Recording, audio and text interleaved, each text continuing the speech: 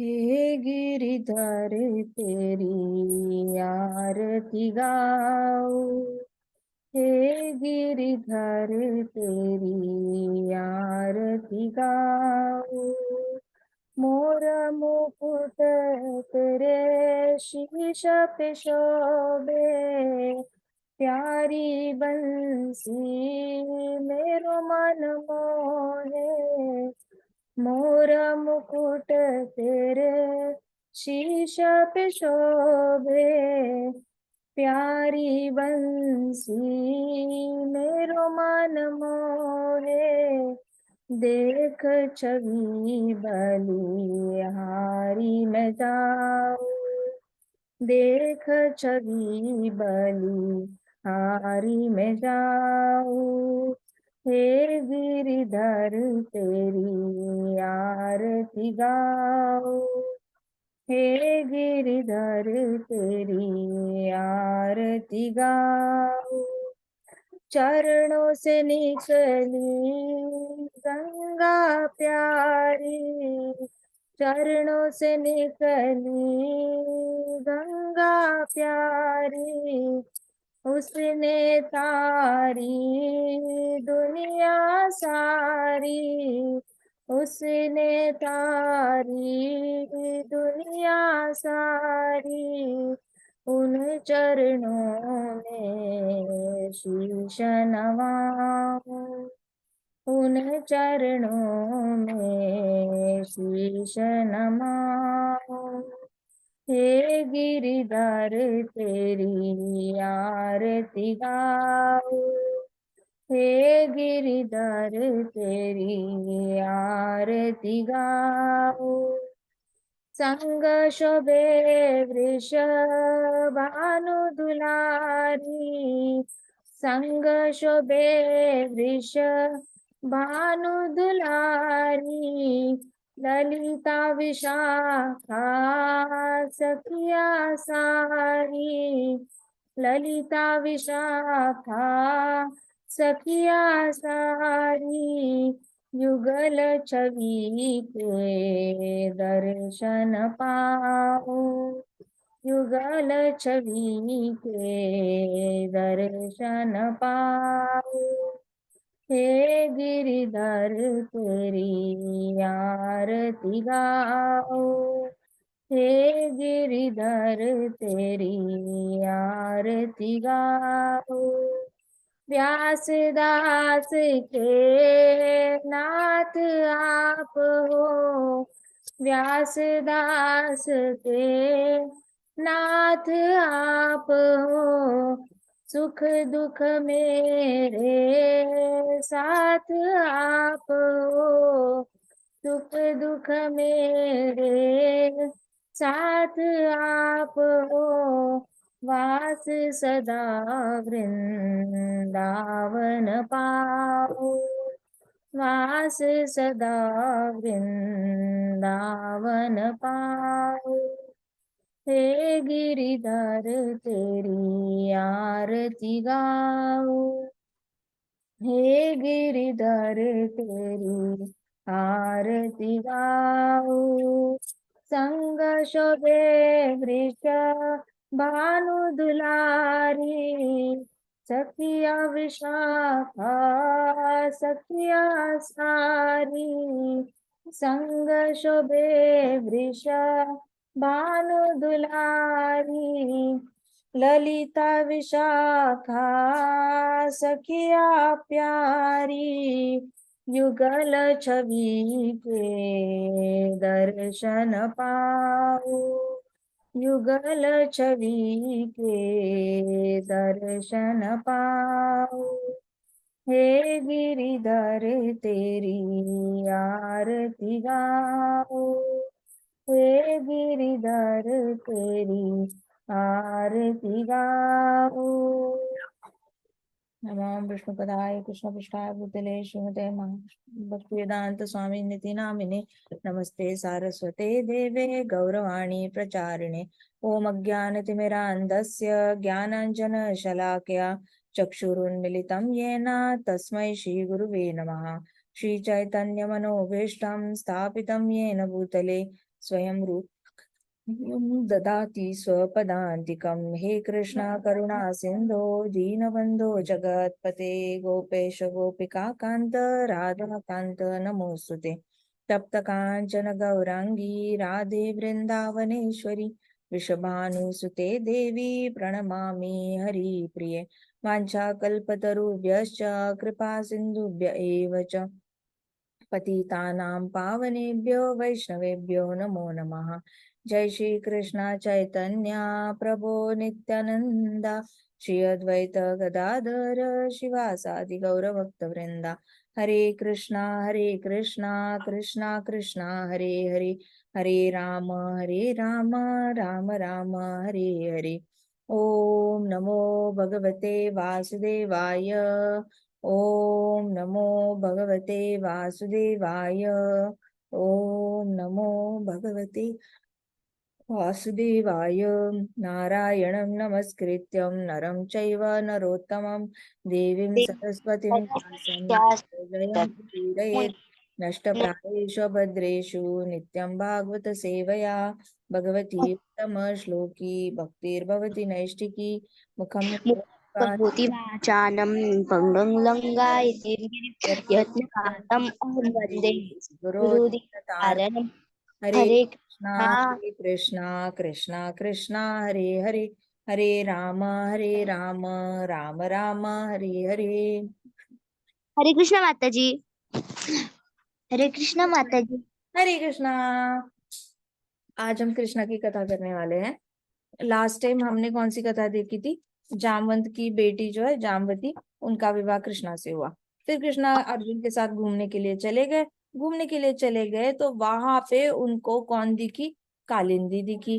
कालिंदी कौन है? सूर्य भगवान की बेटी है, और यमुना भी है। हाँ जी।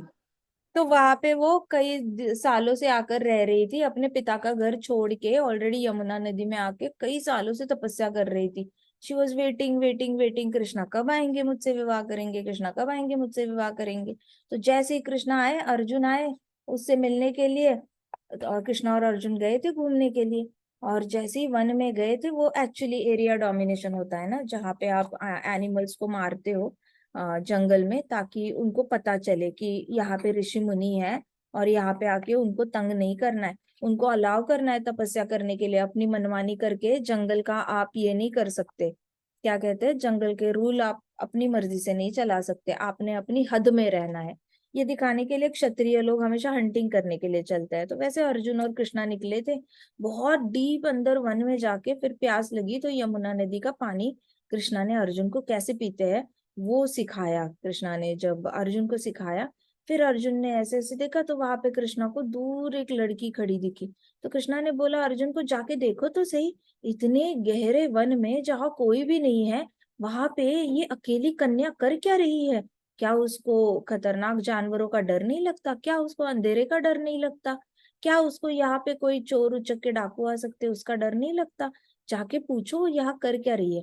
और वहां पे खड़ी थी वो कालिंदी, वो ऐसे करके फूल गिन रही थी, ट्रीज के फूल गिन रही थी। तो ट्री के ऊपर ऐसे ऐसे फूल होते हैं, वो गिनती रहती थी। तो अर्जुन गए वहां पे, जैसे अर्जुन गए उन्होंने बोला, हे कन्या, आप यहाँ पे अकेले क्या कर रहे हो? मैं क्षत्रिय हूँ और मैं रक्षा करता हूँ लोगों की। तो कालिंदी ने कहा, तुम अर्जुन हो? कहते हाँ मैं अर्जुन हूँ। तो कहते कि तुम्हारे सखा कृष्ण है ना? हाँ। क्या उनको आप बताओगे? मैं कई सालों से यहाँ पे तपस्या कर रही हूँ, मैं सूर्य पुत्री हूँ, और मैं यहाँ पे कृष्ण भगवान के साथ विवाह करने के लिए तपस्या कर रही हूँ कई सालों से, उनको पति रूप में पाने के लिए मैं यहाँ पे कई सालों से यमुना में के अंदर रहती हूँ। तो फिर अर्जुन ने बोला ठीक है, मैं पूछ कर आता हूँ। ऐसे करके अर्जुन गए अंदर और बाहर आए, और वहां से यमुना क्रॉस करके वापस कृष्णा के पास आए जहाँ पे कृष्णा पानी पी रहे थे। कृष्णा को आके बताया तो कृष्णा ने अच्छे से स्माइल की। कृष्णा को ऑलरेडी पता था कृष्णा मजाक कर रहे थे। तो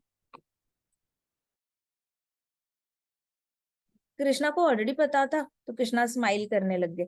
जैसे ही कृष्णा स्माइल करने लगे तो अर्जुन को पता चला कि इनको ऑलरेडी पता है।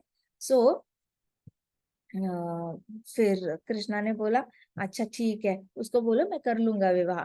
एंड अर्जुन वो शॉक्ड कि अरे कुछ पूछा नहीं, क्या है, क्या कैसे करोगे, क्या, कुछ नहीं। कृष्णा वो बहुत खुश थे कृष्णा कालिंदी से विवाह करने के लिए। तो जैसे ही रथ पे बैठे कृष्णा, अर्जुन भी था रथ पे, तो कृष्णा गए और कालिंदी को ऐसे उठाया। अर्जुन रथ चला रहे थे और कृष्णा पीछे थे, तो कृष्णा पीछे बैठे थे, अर्जुन रथ चला रहे थे। तो कृष्णा ने पीछे से ऐसे कालिंदी को उठाया और रथ पे बिठाया रथ पे बिठाया और चले आए हस्तिनापुर में। हस्तिनापुर में चले आए तो कुंती माता ने बड़े अच्छे से वेलकम किया कालिंदी का वेलकम किया, उसको बिल्कुल अपनी फैमिली की तरह रखा, उसको किसी चीज के डर नहीं लगना चाहिए, उसका बहुत केयर किया, बहुत अच्छी खातिरदारी की, ज्वेलरी भी गिफ्ट की कुंती माता ने कालिंदी को, ज्वेलरी गिफ्ट करी, कई सारी साड़ियां गिफ्ट करी, ऐसे जो ये होते हैं ऐसे शिफॉन जैसे वस्त्र होते हैं, रेशम के वस्त्र होते हैं, वैसे वाले गिफ्ट किए। तो कालिंदी को बहुत प्रसन्न थी कालिंदी कि अरे मैंने द्वारकाधीश के साथ विवाह किया है, तो उसी लेवल का आदर सत्कार जो है मेरा किया जा रहा है महल में। ऐसे करके कालिंदी भी बड़ी खुश थी और कुंती माता तो थी हैप्पी कि चलो बहू लाए हैं।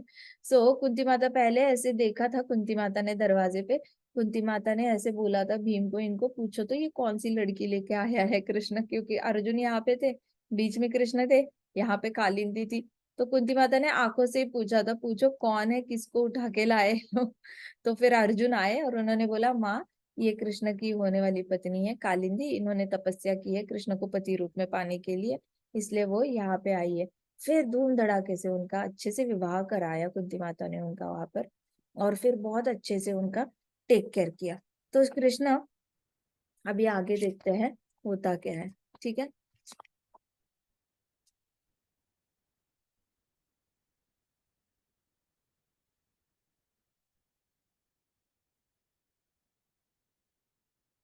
हम्म।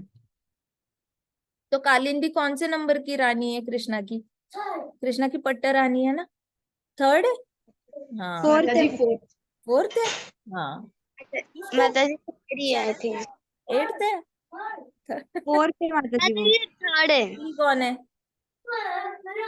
माता जी फर्स्ट रुक्मिणी। माता। माता जी फर्स्ट रुक्मिणी माता है। सेकंड कौन है? और सेकंड माता जी जामवंती। जामवती। हाँ, जामवती। जामवती। थर्ड कौन है? सत्यभामा। सत्यभामा। और फोर्थ कौन है अभी? माता जी कालिंदी। कालिंदी। अब पता चला कृष्णा के 4 विवाह कैसे हुए। हाँ माता जी। कहीं पे भी देखा कोई नाराज है कृष्णा की, कोई पत्नी नाराज है कृष्णा से? नो माता जी। है कोई नाराज होके बैठा है, ऐसा क्यों किया, वैसा क्यों किया? सत्यभामा ये जामवती नाराज हुई जब सत्यभामा से विवाह किया तो? नहीं माता जी। और रुक्मिणी नाराज हुई जब ये आई तो, जामवती आई तो? नो माता जी। तो फॉर्मूला ये था कि रुक्मिणी माता जो थी वो सारी कृष्ण के जो नई पत्नियां थी उनको एज अ सिस्टर ले लेती थी।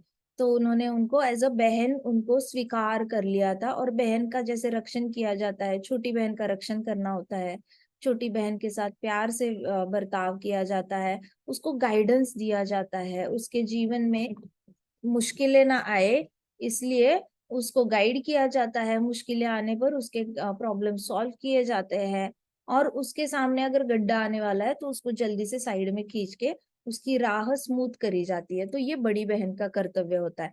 तो ये सारे कर्तव्य जो है वो रुक्मिणी माता करती थी। रुक्मिणी माता अपनी छोटी बहनों के सामने प्रॉब्लम्स आने से पहले ही उसको दूर कर देती थी, और उनके मन में कोई प्रॉब्लम होगा तो वो भी सॉल्व करती थी, तो उनको कभी कुछ मांगने की जरूरत नहीं पड़ती थी। वो लोग मांगने से पहले ही रुक्मिणी माता क्या करती थी, उनको कुछ ना कुछ दे देती थी, जिससे कि she use to always show that उनका अपना बड़ा दिल दिखाती थी। So this is a very big thing to understand कि परिवार में जितने भी छोटे होते हैं उनका ख्याल कैसे रखना चाहिए, छोटे छोटे बहनों से, छोटे भाइयों से कभी जेलस नहीं होना चाहिए, जेलस नहीं होना चाहिए, साथ साथ उनके साथ कंपटीशन नहीं करनी चाहिए, से एट द सेम टाइम अपने आप को कम नहीं समझना चाहिए।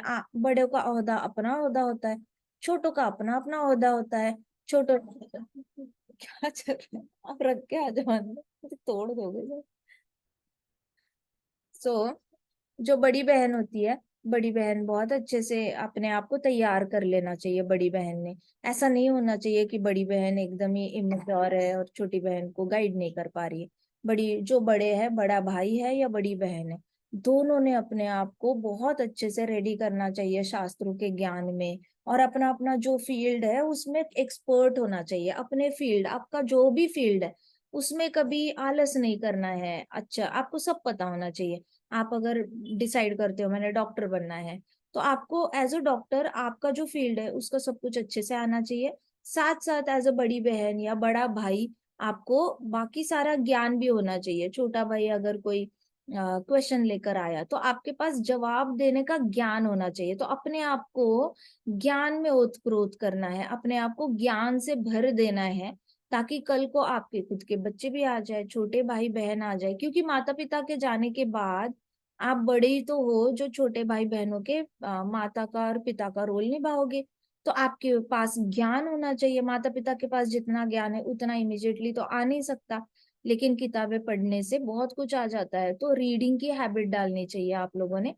टाइम वेस्ट नहीं करना चाहिए, अपने एक्शन से दिखाना है कि एक अच्छा इंसान कैसे बना जाता है, अच्छा भक्त कैसे बना जाता है।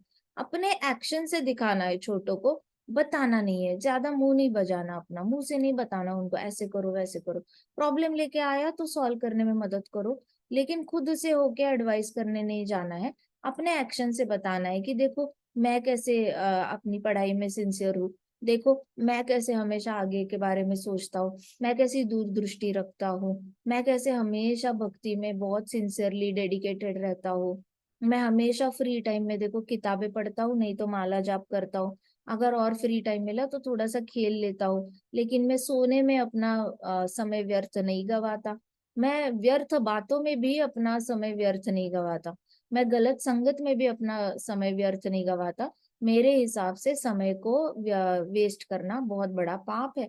ऐसे करके अपने एक्शन से छोटे भाई का, हमें भाई या बहन का हमेशा के लिए अच्छा एक रोल मॉडल बन के दिखाना है।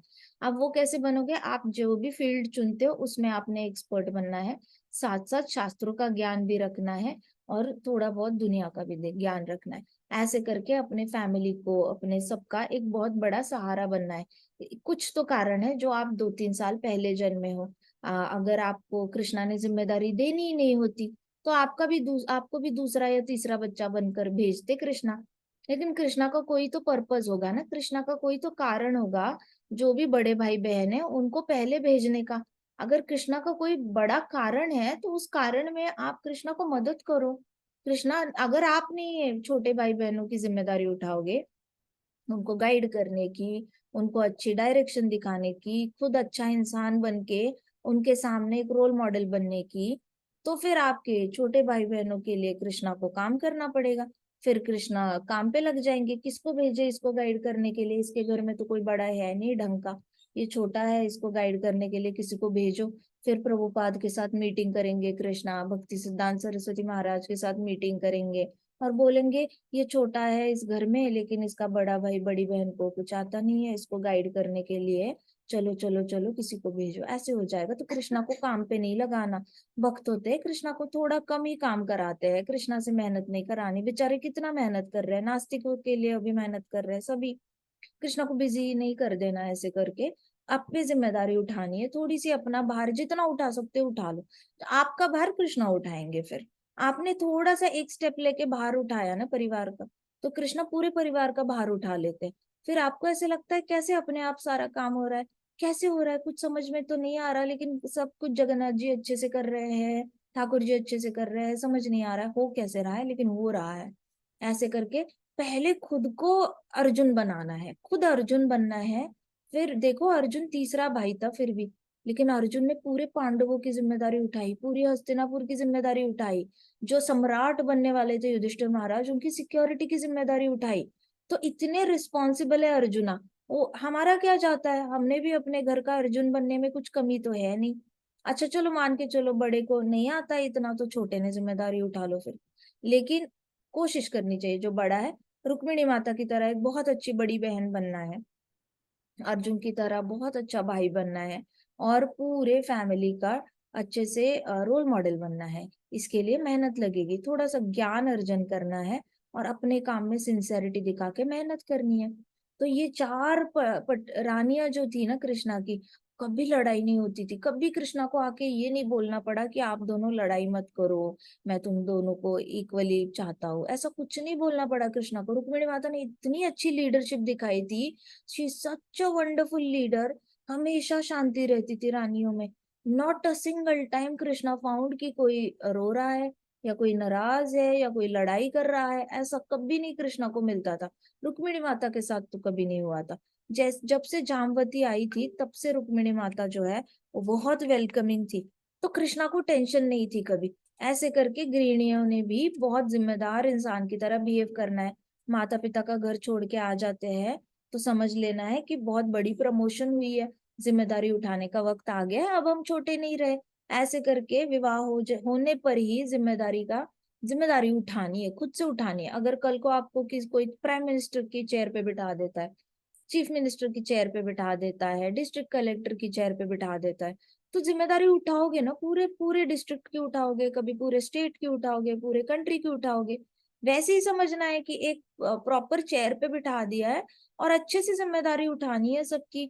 बुरा तो कुछ है नहीं, अच्छा का अच्छा ही हो रहा है, पुण्य का काम ही हो रहा है। ये नहीं होता परिवार तो कोई और परिवार होता, दूसरा नहीं तो कोई तीसरा परिवार होता, कुछ कोई भी होता। कृष्णा ने किसी ना किसी को तो देना ही था जिम्मेदारी उठाने के लिए, तो जिम्मेदारी झटकनी नहीं है अपने कंधे से। बड़ा भाई बड़ी बहन होकर ये नहीं सोच सकते आप कि जिम्मेदारी झटक गई छोटों की। छोटों की जिम्मेदारी कभी नहीं झटकती। आपको हमेशा ये रहेगा माता पिता जाने के बाद कि मैंने इसका ख्याल रखना है, मैंने इसको पूछना है, मैंने इसको फोन करना है, सब ठीक चल रहा है, कोई प्रॉब्लम तो नहीं है, तो प्रॉब्लम है तो बोल, खुल के बोल, मैं हूँ तेरे साथ। ऐसे वाले हमेशा बोलते रहना है छोटों को, तब जाके छोटों को थोड़ा सा आधार मिलेगा। और अगर छोटा बहुत डिपेंड हो जाए तो छोटे को थोड़ा सा इंडिपेंडेंट करने की भी कोशिश करनी है।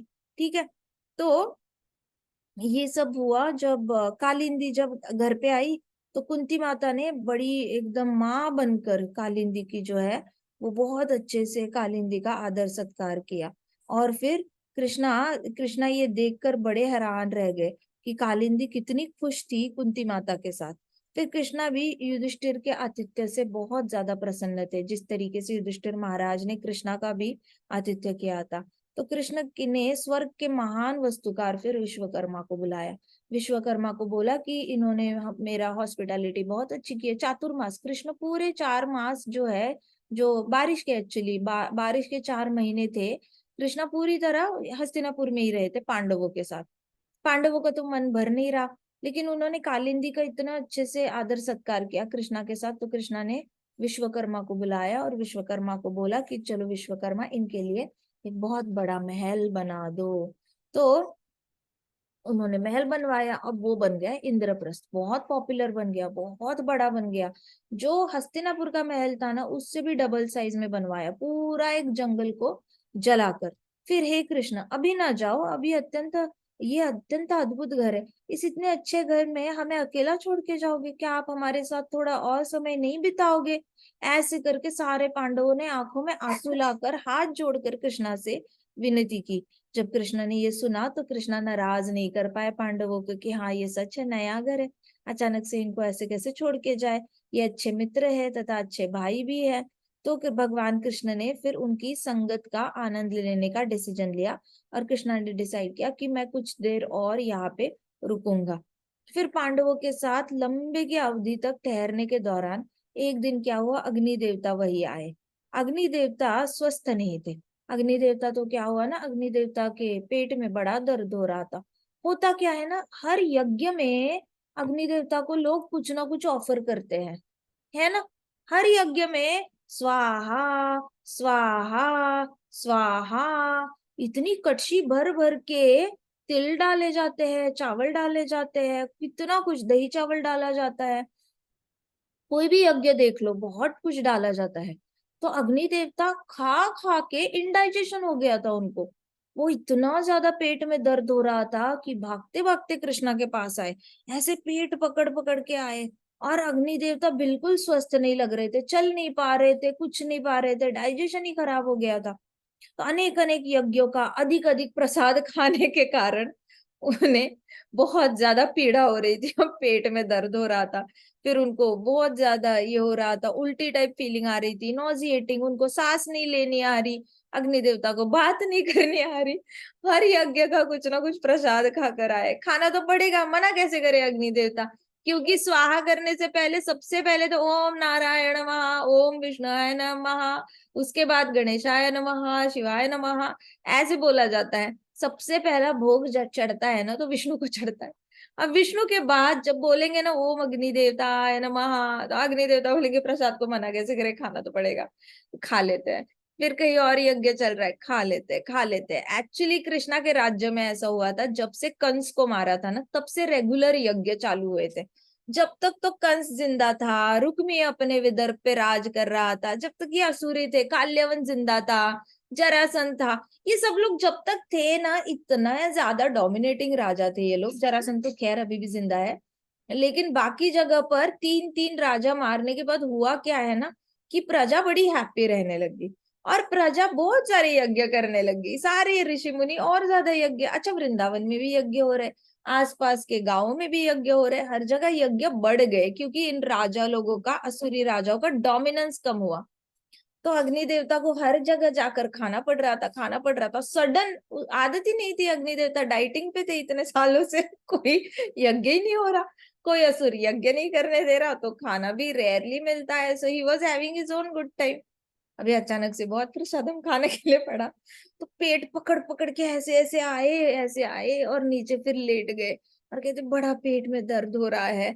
अनेक अनेक प्रसाद खा के प्रभु बहुत ज्यादा पेट में दर्द हो रहा है। तो कृष्णा ने देखा अग्नि देवता को, और कृष्णा ने स्माइल की। फिर कृष्णा ने कहा कि खांडव वन में औषधियां है, वो खांडव वन की औषधियां तुम खाओगे ना तो तुम्हें अच्छा लगेगा। अनेक प्रकार की औषधियां है, हरे पौधे भी हैं, और ये सारे हरे पौधों की आवश्यकता तुम्हें है, अग्नि देवता को बोला। खांडव वन था जिसमें बहुत सारे ग्रीन ग्रीन हर्ब्स थे, हर्ब्स एंड श्रब्स थे, तो वो हर्ब्स निकालो कहा। फिर कुछ कुछ औषधियां जो है वो जमीन के नीचे है, वो भी उखाड़ो, वो खा लो, ऐसे बोला उन्होंने, कृष्णा ने। तो सारे हरे पौधों का सेवन करने के लिए बोला कृष्णा ने। अग्नि देवता गए खांडव वन के सामने, और अग्नि देवता के खाने का तरीका क्या, उन्होंने बस ऐसे किया, ऐसे किया, मुंह से सारी अग्नि वन में फैल गई, खांडव वन जल गया। अब जैसे जल रहा था, तो अग्नि देवता जो थे वो सारा खा रहे थे। अब सबको क्या लग रहा है ना, आग लगी है, आग लगी है, लेकिन वो आग नहीं लगी थी। अग्नि देवता खाए जा रहे हैं, सारे ग्रीन प्लांट्स खाए जा रहे हैं। तो नॉर्मली ग्रीनरी में आग लगना थोड़ा मुश्किल ही होती है, सूखे सूखे वन में आग लगना बहुत नेचुरल है। आप देखो खेतों में आजकल भी, खेत जो सूखे पड़े हैं, सारे किसान आजकल खेत जला रहे हैं। जलाना तो नहीं चाहिए, पंजाब में तो बैन भी लगाया हुआ है, ह्यूमिडिटी से ही सारा फॉग अटक जाता है, ना ऊपर जाता है ना नीचे आता है, ऊपर ही अटक, ऐसे बीच में आ जाता है, फिर बारिश से नीचे सेटल हो जाता है। लेकिन अभी ठंड में बारिश भी कैसे होगी, अगर बहुत फॉग आ गया तो इंद्र देवता को बारिश करनी पड़ती है, ऐसे बहुत स्मोक स्मोक आ गया तो बारिश से ही वो स्मोक सेटल होता है, और कोई ऑप्शन होता नहीं।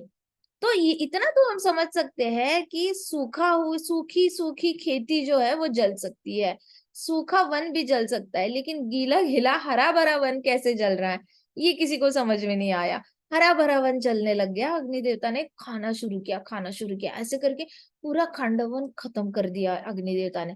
और जैसे खाया खाया, फिर उनपे औषधियां काम करने लग गई। अब औषधियां काम करने लग गई तो उनका पेट थोड़ा सा ठीक ठाक हुआ। अब जब खांडव वन का भक्षण कर रहे थे कृष्ण और अर्जुन ने, उनके चारों ओर से बाणों का समूह बनकर रक्षा प्रदान की। अब होता क्या है ना, खांडव वन में बहुत सारे सांप थे, बहुत सारे एनिमल्स थे, मतलब बहुत सारे मायावी असुर भी थे। तो ये असुर सारे अटैक करने वाले थे अग्नि देवता पे, क्योंकि वो खा रहे हैं, जला रहे हैं सब। तो असुरों को भी तो जगह है वहां पे, पिशाच होते हैं, भूत होते हैं, पिशाच होते हैं, लटके होते हैं पेड़ों पर, तो इन सबको चाहिए। तो इन लोगों ने तो अटैक करना है अग्नि देवता पे पूरी तरह। तो कृष्णा ने और अर्जुन ने क्या किया ना, बाण मार के अग्नि देवता के आसपास ही ना ऐसे प्रोटेक्शन तैयार किया। पहले तो खांडव वन को बॉर्डर बना दी कृष्णा ने और अर्जुन ने बाण चलाकर। तो खांडव वन पूरी तरह सराउंड हो गया बाणों के फेंसिंग से। तो ऐसे ऊपर ऊपर तक फेंसिंग क्रिएट करके रखी थी, बहुत ऊपर तक करके रखी थी। फिर अंदर वन है, अब वन के अंदर भी अग्नि देवता जब खा रहे हैं, भक्षण कर रहे हैं खंड वन का, तो अग्नि देवता के आसपास भी उन्होंने बाण मार के एक ऐसा कवच बना डाला जिससे कि कोई अग्नि देवता को हर्ट ना कर पाए। तो अग्नि देवता फुल्ली प्रोटेक्टेड थे जब वो अपने स्टमक की ट्रीटमेंट कर रहे थे। अग्नि देवता अपने पेट की ट्रीटमेंट कर रहे थे। फिर अग्नि देवता का पेट थोड़ा सा शांत हुआ और फिर अग्नि देवता बहुत ज्यादा थैंकफुलनेस में आ गए कि हे प्रभु, मैं आपकी कृपा कैसे भूल सकता हूँ, मुझे इतने ज्यादा दर्द से आपने बचाया है।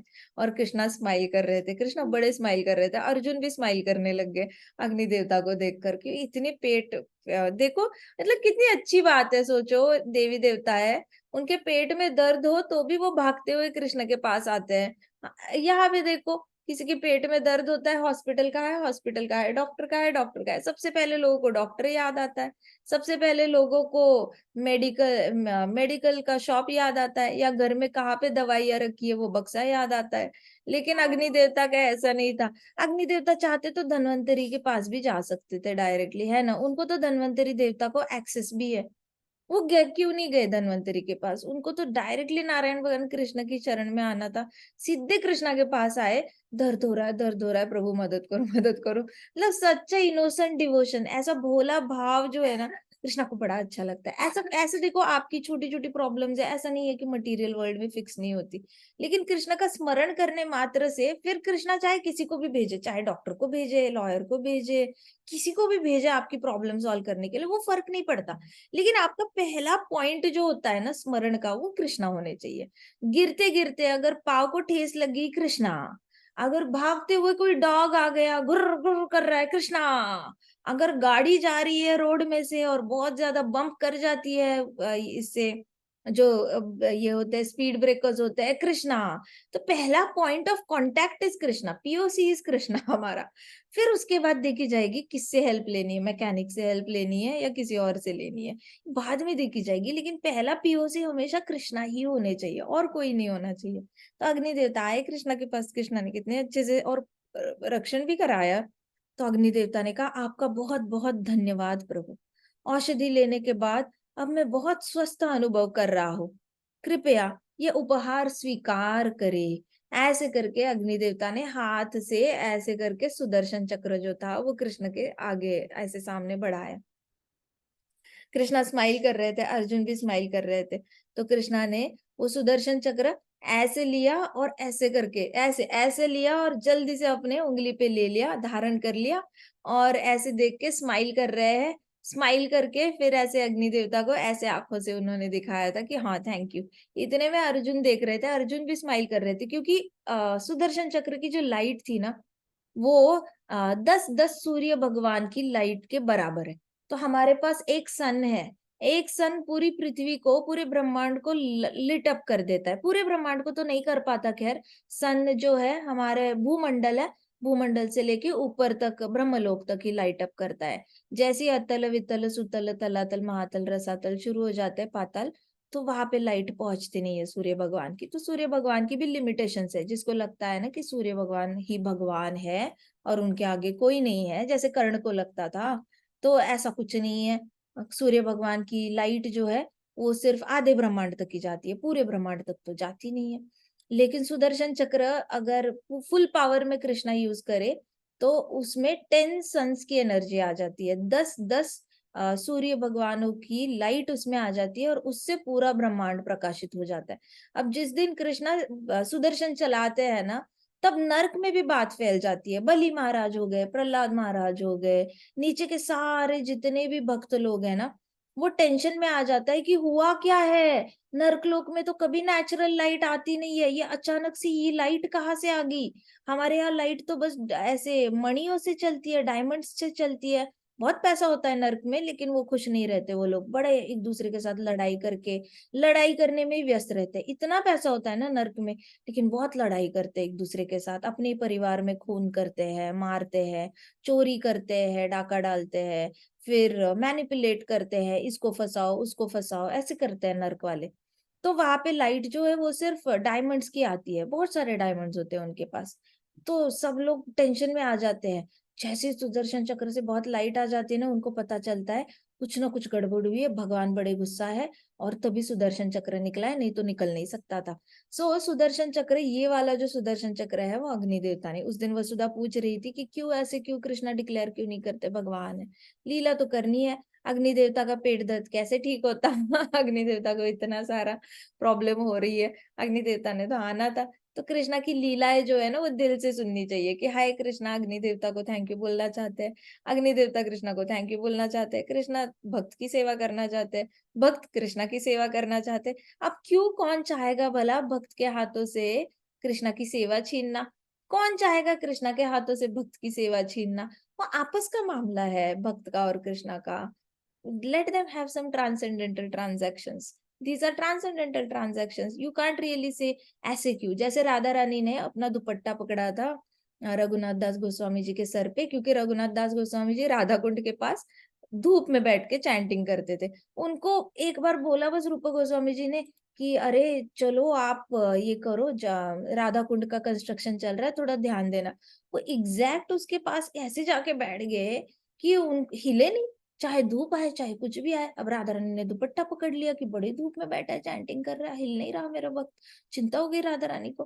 तो उसमें हम ये नहीं कह सकते ना राधा रानी ने दुपट्टा क्यों पकड़ा, राधा रानी कैनोपी पे तो लगा सकती थी, ऐसे करना था, राधा रानी ने मैजिक बैंड घुमानी थी, कैनोपी लग जाती।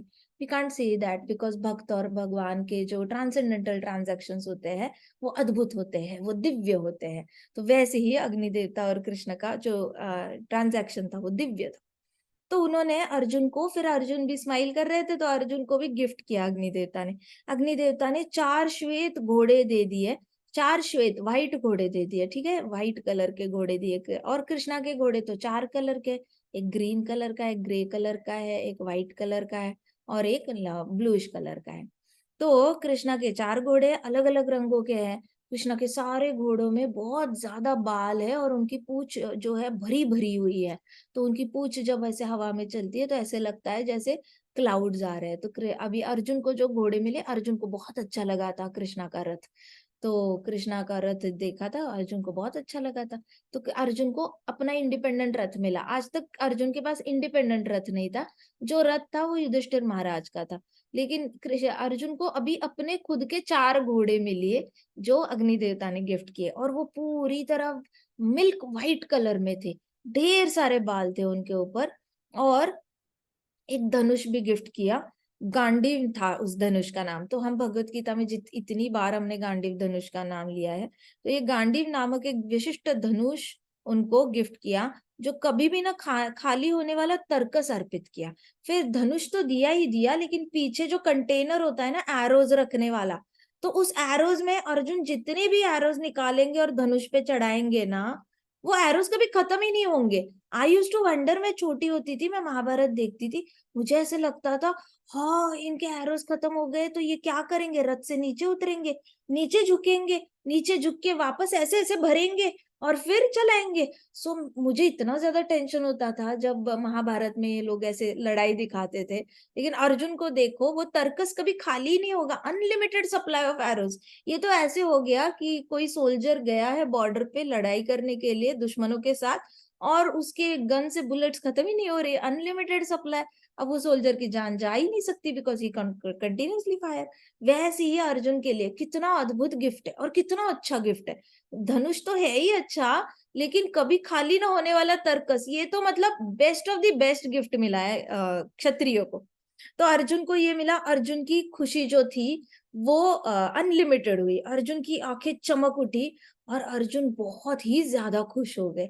अर्जुन इमीडिएटली अपने घुटने पे गिर गए, ऐसे घुटने पे आ गए और हाथ जोड़ के उन्होंने अग्नि देवता को बोला कि आपका बहुत बहुत धन्यवाद। ऐसे करके उन्होंने हाथ जोड़ा, हाथ में जो लिया था धनुष वो ऐसे चरणों पे रखा कृष्णा के, कृष्णा को ऑफर किया कि या अग्नि देवता ने दिया है लेकिन मैं आपको ऑफर करता हूँ, ऐसे कृष्णा को ऑफर किया। और फिर हाथ जोड़े और कृष्णा देख रहे थे, कृष्णा के हाथ में अभी भी सुदर्शन चक्र घूम रहा था, कृष्णा भी बड़े प्रसन्न हुए।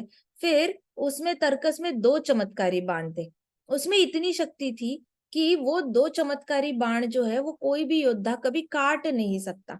तो ये जो 2 चमत्कारी बाण थे वो अर्जुन ने किस पे चलाए थे, एक चलाया था भीष्म पितामह पे और एक चलाया था कर्ण पे चलाया था। तो ये 2 चमत्कारी बाण थे, उसके लिए। तो देखो कुरुक्षेत्र युद्ध की तैयारी कब से चल रही थी। कृष्णा ऐवी फ्री में जाके मतलब ऐसे ही टाइम पास करने के लिए नहीं बैठे थे हस्तिनापुर में, फिर ऐसे ही इंद्रप्रस्थ में रुकने के लिए तैयार नहीं हुए। देखो पहले हस्तिनापुर का जो स्टे था ना, वहां पे एक प्रॉपर बहुत बड़ा पर्पस था कि डोमिनेंस दिखाना था, इसको धृतराष्ट्र को डोमिनेंस दिखाना था कि देखो हम है रक्षण करने के लिए पांडवों को, तुम वापस वारणावत भेज के इनको जलाने की कोशिश मत करो। फिर तुम अभी एज अ प्रिंस दुर्योधन को डिक्लेयर करने वाले हो, तो उसको डिक्लेयर करने से अच्छा तुम युधिष्ठिर को डिक्लेयर करो, और ऐसे मत समझो कि पांडवों को किसी का सपोर्ट नहीं है। अब द्वारकाधीश आ गए हैं तो द्वारकाधीश की नारायणी सेना का पूरा सपोर्ट है पांडवों को।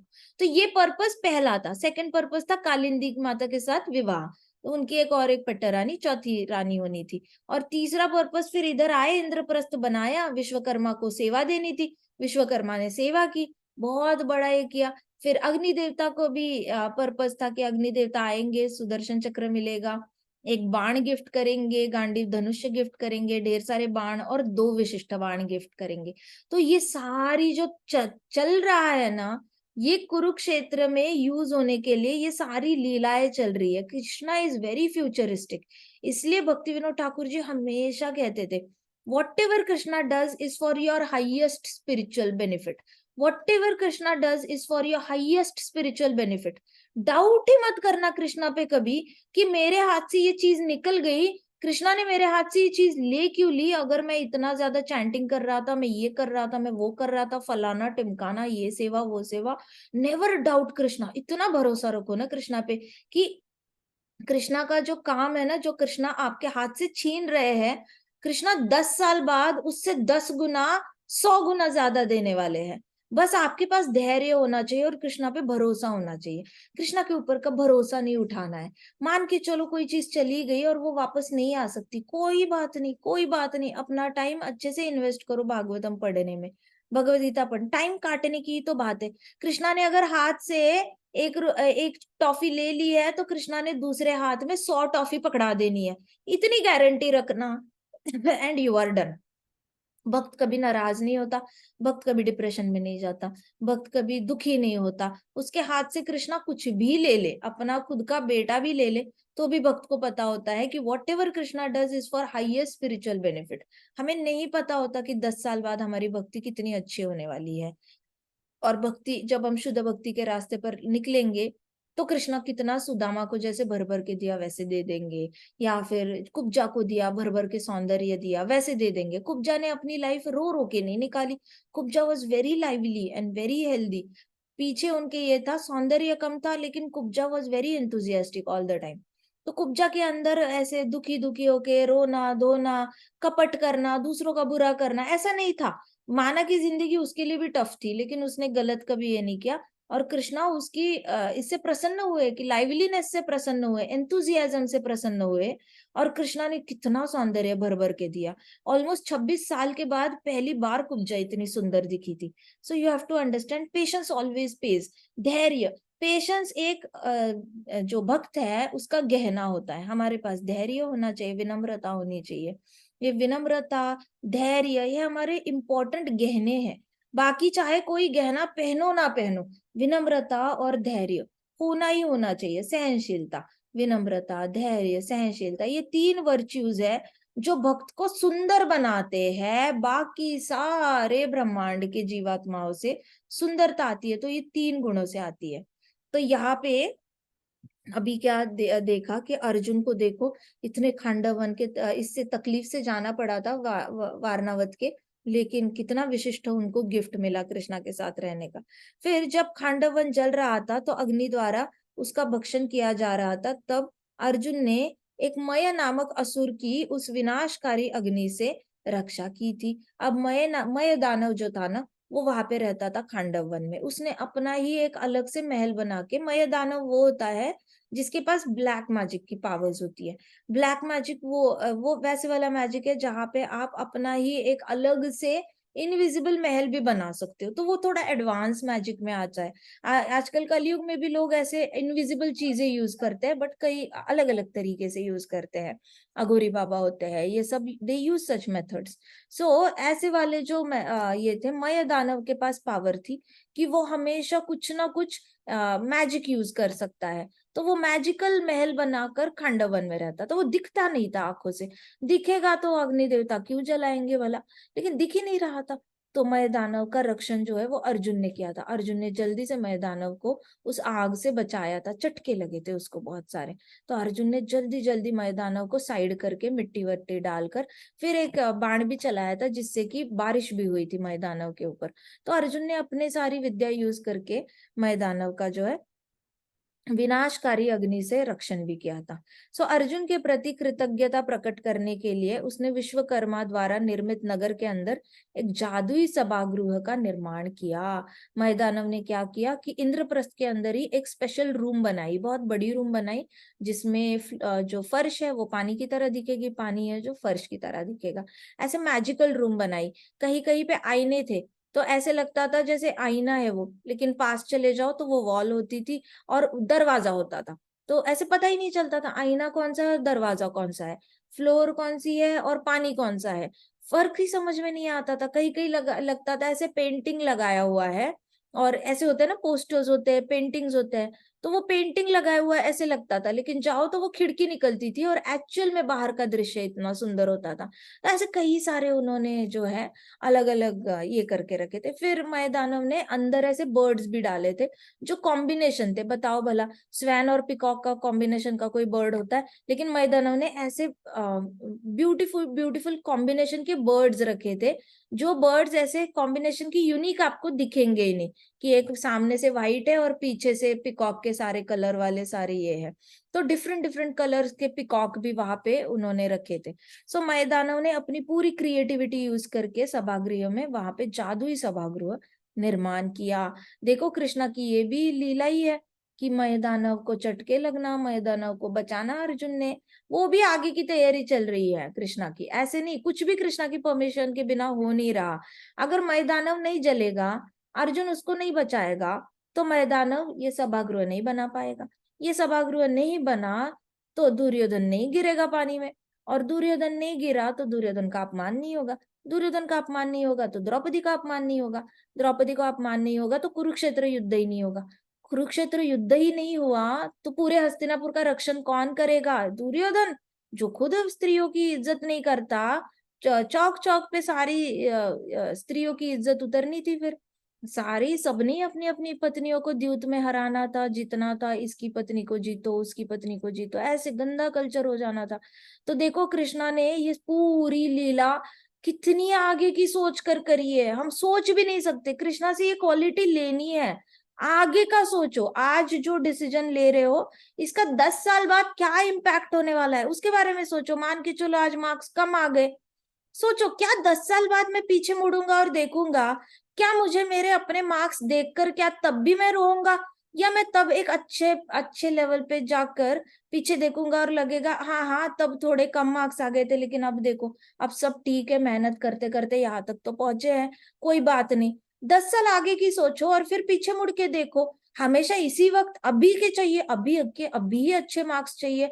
ऐसे कैसे कम मार्क्स आए, ऐसे कैसे हुआ, मैम ने गलती करी होगी, एग्जामिनर ने गलती करी होगी, ऐसे हुआ वैसे हुआ, अभी के अभी रोटी चाहिए, अभी के अभी दाल चाहिए, क्यों?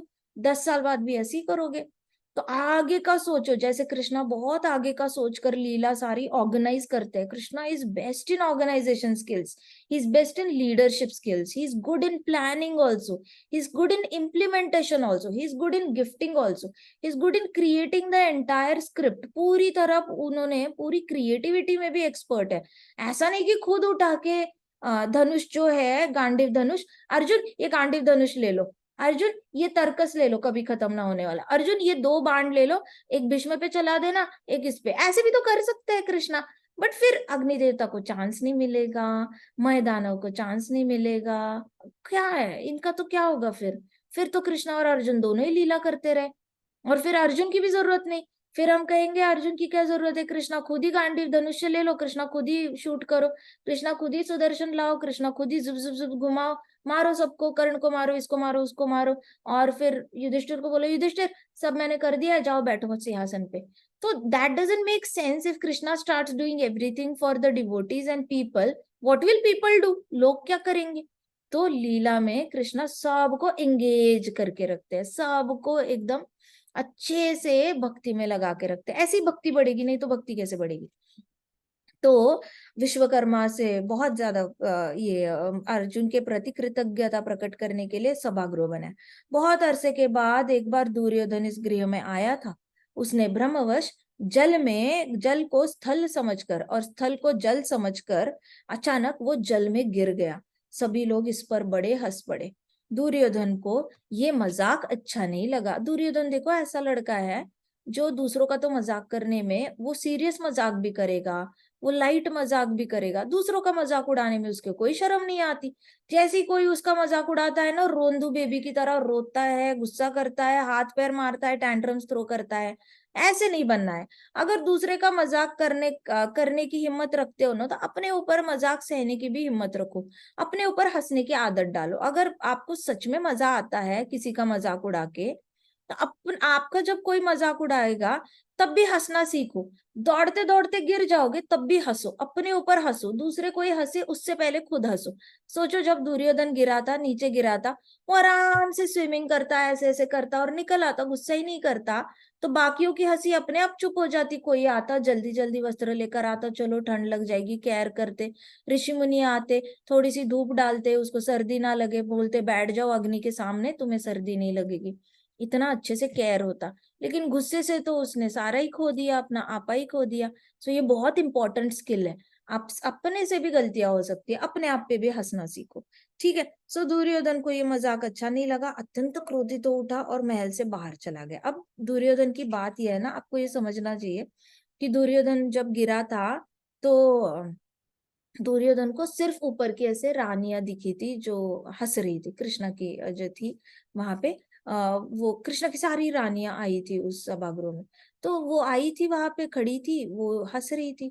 द्रौपदी भी थी, हंस रही थी। ऐसा नहीं था कि सिर्फ द्रौपदी हंसी थी, लेडीज का ग्रुप था, ऐसे ही मतलब मजे मजे में जा रहे थे। तो जनरली सभी हंसी थी, अकेली द्रौपदी नहीं हंसी थी।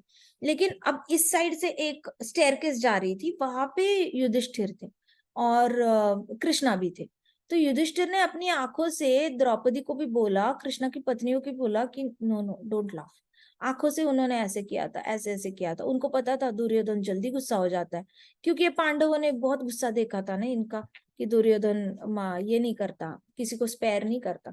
तो इसने बताया, वॉर्न किया था युधिष्ठिर महाराज ने, ऐसे ऐसे किया था।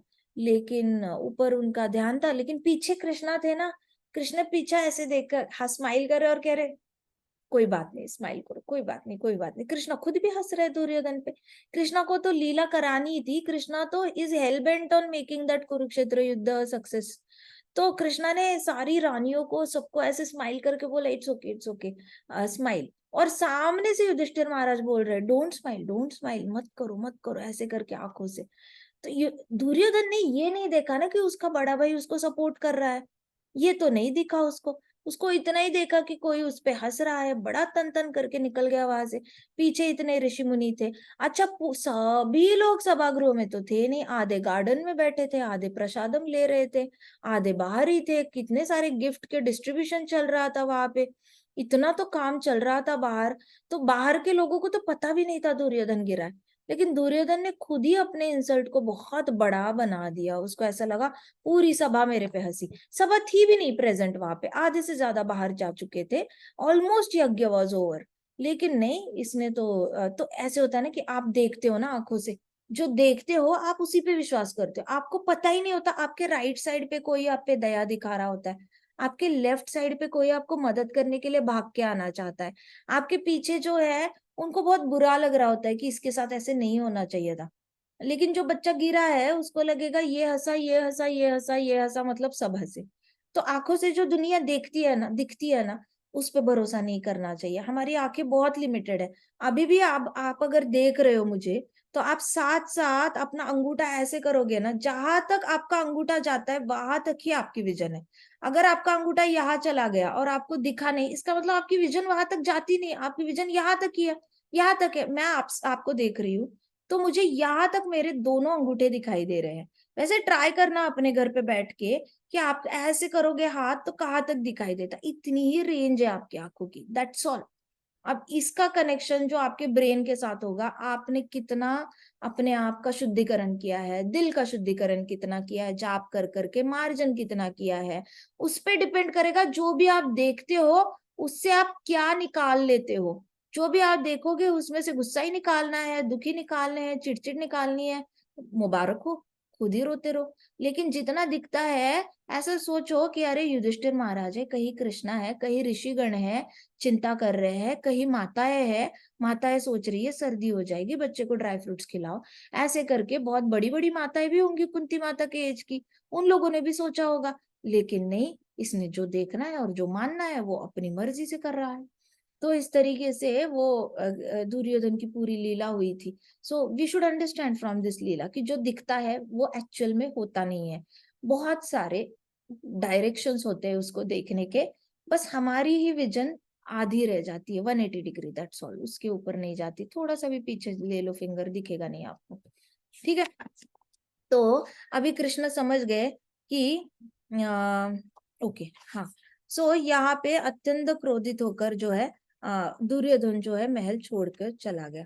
अब कृष्ण ने लंबे समय तक युधिष्ठिर के महल में निवास कर लिया था, अतः कृष्णा को कालिंदी को लेकर जाना था द्वारका। अब कालिंदी को वापस ले जाने का समय आ गया था, तो कालिंदी के साथ द्वारका लौट जाने का उनको मन था। तो कृष्णा ने वापस युधिष्ठिर महाराज के पास रिक्वेस्ट की। देखो, आप जिसके घर में रहते हो ना, उस घर का जो मालिक है ना, उसको रिक्वेस्ट करके निकलना होता है। ऐसे नहीं कि अच्छा ठीक है हम जाते हैं, हम अगले दिवाली को आएंगे, ये नहीं होता। क्या हम जाए, क्या हम जाए, हम मंडे को जाने के बारे में सोच रहे हैं, हम चले। हम संडे को जाने के बारे में सोच रहे हैं, हम चले। ऐसे करके किसी के घर में अगर रहने जाते हो तो प्रॉपर एटिकेट्स के साथ रहना है। अपना घर, भले ही वो आपके बुआ का घर हो, मामा का घर हो, मामी का घर हो, चाची का घर हो, जिस घर में जा रहे हो वो उसका घर है, तो पूछकर ही बाहर जाना चाहिए। आप अगर दूध का पैकेट लेने भी जाते हो, उनको दही लेने भी जा रहे हो, कुछ भी करो, बताओ उनको मैं जा रहा हूँ बाहर, मैं इतने टाइम में आऊंगा, मैं यहाँ पे जा रही हूँ, ये लेके आऊंगी। आपका बताना फर्ज बनता है। बिना बताए ना घर से निकलना है, और बिना बताए किसी के घर भी नहीं जाना है। सरप्राइज विजिट्स किसी के घर में नहीं करनी है। Always inform before you go at somebody's place, and always ask them before leaving also. Ask, don't tell them. उनके घर पे जाके हम बताने के लिए नहीं आए कि नहीं नहीं हम जा रहे हैं, हम जा रहे हैं, नहीं। हम जाए, इतने बजे जाए, हम आएंगे, लेकिन हम इतने बजे निकले, आपको कोई प्रॉब्लम तो नहीं है। ऐसे करके पूछना है और फिर निकलना है। मनमानी नहीं करते किसी के घर पे जाके। अच्छा, भक्तों को घर पे जाओगे तो पक्का कोई गिफ्ट लेके जाना, ऐसे खाली हाथ नहीं जाना भक्तों के घर पे। तो कृष्ण ने लंबे समय तक युधिष्ठिर महाराज के महल में निवास किया था। तो कृष्ण आए युधिष्ठिर महाराज से पूछने कि क्या हम द्वारका के लिए वापस जा सकते हैं। मैं कालिंदी को अपनी फैमिली से मिलवाना चाहता हूँ, अभी तक द्वारका में कोई कालिंदी से मिला नहीं है, ऐसे कहा उन्होंने। फिर जो है युधिष्ठिर महाराज जो थे, युधिष्ठिर महाराज ने फिर भरी हुई आंखों से देखा और हाथ जोड़ा कृष्णा के सामने, और वो खुद अपने घुटने पे उतर आए। और युधिष्ठिर महाराज ने कहा कि प्रभु, आप अपनी जहां पे भी जाते हैं अपनी मर्जी से जाते हैं और अपनी मर्जी से वापस भी जा सकते हैं। आपने पूछा, यही बहुत बड़ी बात है। फिर युधिष्ठिर महाराज ने कालिंदी के लिए कुछ गिफ्ट्स मंगवाए और कृष्णा और कालिंदी को रवाना कर दिया। सो घर में अगर स्त्री आती है ना, तो स्त्रियों को गिफ्ट देना बनता है। स्त्री को क्यों गिफ्ट देना चाहिए? क्योंकि स्त्री को जब आप ऐसे कोई गिफ्ट देते हो, इसका मतलब ये होता है कि तुम सदा सुहागन रहो। सदा सुहागन रहेगी तो उसका पति जिंदा रहेगा। अब स्त्री भी जिंदा रहेगी, पति भी जिंदा रहेगा, तो बच्चे बहुत अच्छे से पलेंगे और बहुत खुश रहेंगे। इसी का मतलब होता है कि घर में एक स्त्री को आप गिफ्ट करो तो उससे पूरा परिवार जो है वो हरा भरा हो जाता है। तो घर से निकलते वक्त उन्होंने कालिंदी को गिफ्ट दिए, और फिर वहां से कृष्णा और कालिंदी वहां से निकल गए। फिर कृष्णा और कालिंदी द्वारका पहुंचे। जैसे ही द्वारका पहुंचे तो इन्फॉर्मेशन ऑलरेडी पहुंच चुकी थी कि कृष्णा ने कालिंदी के साथ विवाह कर चुके हैं।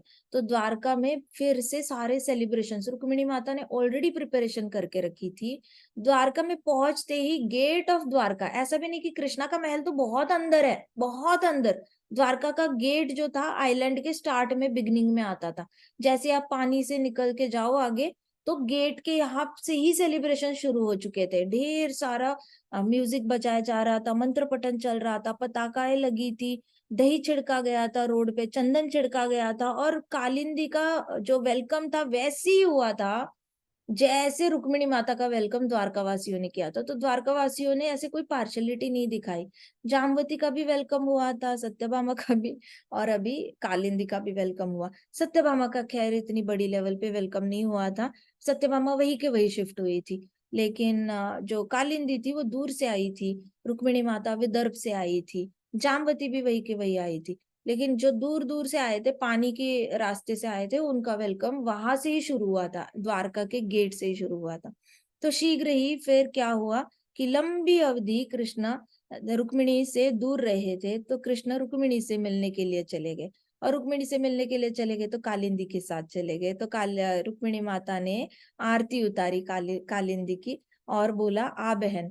तो बहन को जैसे अंदर वेलकम करते वैसे बहन समझकर कालिंदी का वेलकम किया। कालिंदी को तो शुरुआत में तो टेंशन होगी कि कोई सीनियर है घर में ऑलरेडी, और सास ऑलरेडी है वहां पे, देवकी माता तो ऑलरेडी है, रोहिणी माता है, दो दो माताएं हैं, और फिर वसुदेव है, उग्रसेन है, तो ऐसे भी है, सारे बड़े बड़े हैं, उसके साथ साथ ऊपर और 3 रानियां। कालिंदी वैसे भी टेंशन में होगी, तो रुक्मिणी माता ने बोला आओ बहन अंदर आओ। ऐसे करके रुक्मिणी माता ने उनको वेलकम किया और वो अंदर लेके चली गई। तो कृष्णा कृष्णा भी बड़े अच्छे से, कृष्णा ने स्माइल किया, और कृष्णा स्माइल कर रहे थे वहां पे बलराम जी उनसे मिलने के लिए आ गए। फिर कृष्णा बलराम जी के साथ वहां से बाहर चले आए। अब सभी ने यहाँ विवाह उत्सव में बड़ा आनंद लिया था। लंबी अवधि के बाद कृष्ण को अपने मध्य पाकर द्वारकावासी अत्यंत प्रसन्न हो गए थे। Krishna has taken 6 months। Krishna 6 महीने से दूर रह रहे थे, सोचो 6 महीने से। द्वारकावासियों की तो हालत ही खराब हो गई होगी, मतलब वृंदावन के लोग इतने परेशान है तो द्वारकावासी कितने परेशान होंगे। वृंदावन के वासियों को तो इतने सालों से तंग करके रखा है कृष्णा ने, एक दिन नहीं रह पाते थे, द्वारकावासी कैसे रह पाए होंगे, बहुत मुश्किल है। तो शीघ्र ही भगवान श्री कृष्ण फिर उज्जैन चले गए। वहां से कृष्ण, अच्छा ये कथा हम आगे करेंगे, कल करेंगे, उज्जैन की कथा कल करते हैं, ठीक है। ग्रंथराज श्रीमद् भागवतम की जय, श्रीपाद की जय, श्री श्री राधा श्याम सुंदर की जय, जय कृष्ण बलराम की जय, वृंदावन धाम की जय, जय समस्त भक्त वृंद की जय। हरे कृष्णा कृष्णा कृष्णा हरे हरे, हरे राम राम राम हरे हरे, हरे कृष्णा महासंकीर्तन यज्ञ की जय। हरे कृष्णा माता जी। कृष्णा।